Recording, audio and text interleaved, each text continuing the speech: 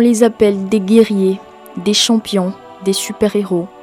Tous ces enfants qui chaque année dans le monde sont diagnostiqués d'un cancer.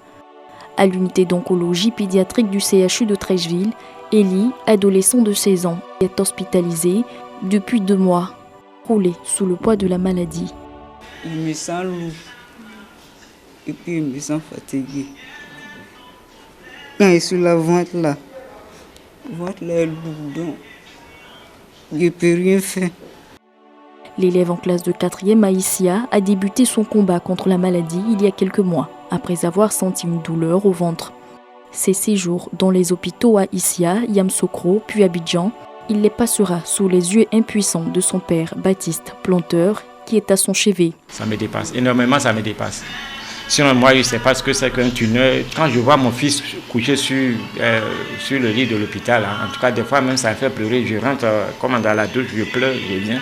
J'essaie de le consoler, bon ça va, ça va. Un cas médical adressé à l'unité d'oncologie pédiatrique du CHU de Treichville.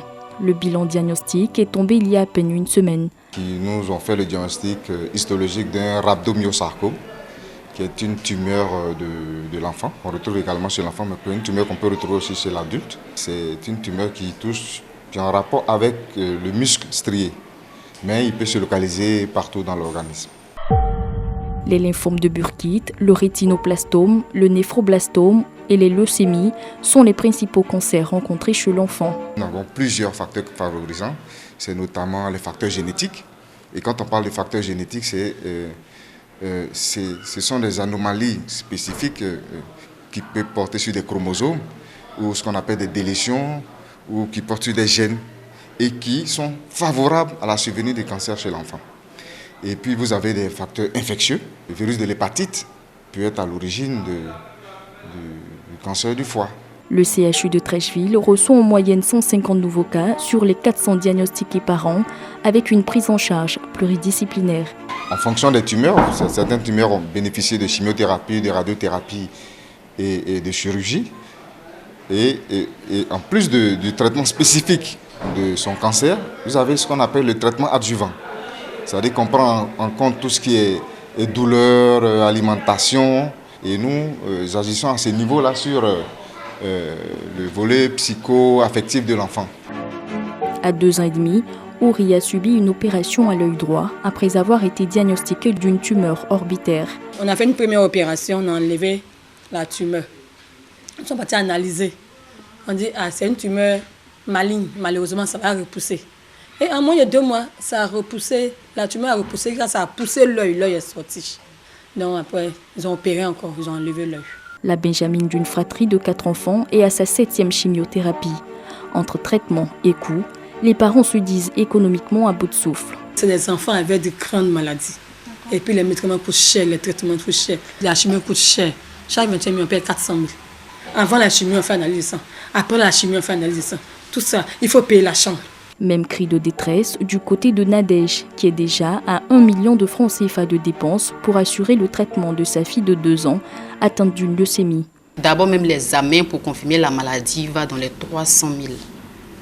Et ça, c'est un peu énorme. Et on a même demandé aux médecins d'essayer de voir combien peut durer le traitement. Ils ont dit que c'est au moins 2 ans de traitement. Et 2 ans de traitement, là, le traitement peut aller dans les 4 millions.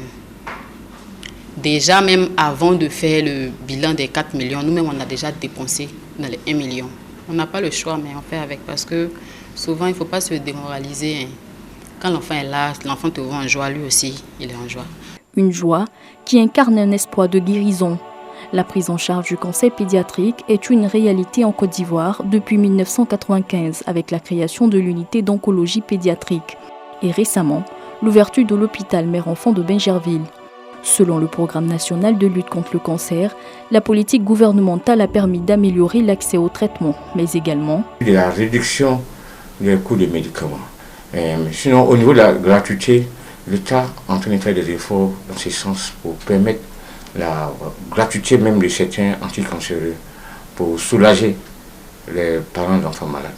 Des malades qui sont diagnostiqués dans certains cas à un stade tardif, d'où le taux de décès qui avoisine les 80% pour ces cas, selon le PNLCA.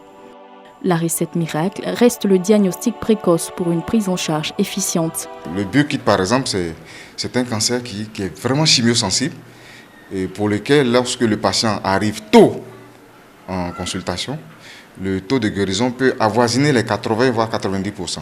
Et vous avez également le néphroblastome qui a un très bon taux de rémission également, qui avoisine les 40 voire 50%. Des efforts restent à faire au vu des objectifs définis par l'Organisation mondiale de la santé qui sont d'assurer au moins 60% de survie pour tous les enfants diagnostiqués d'ici 2030.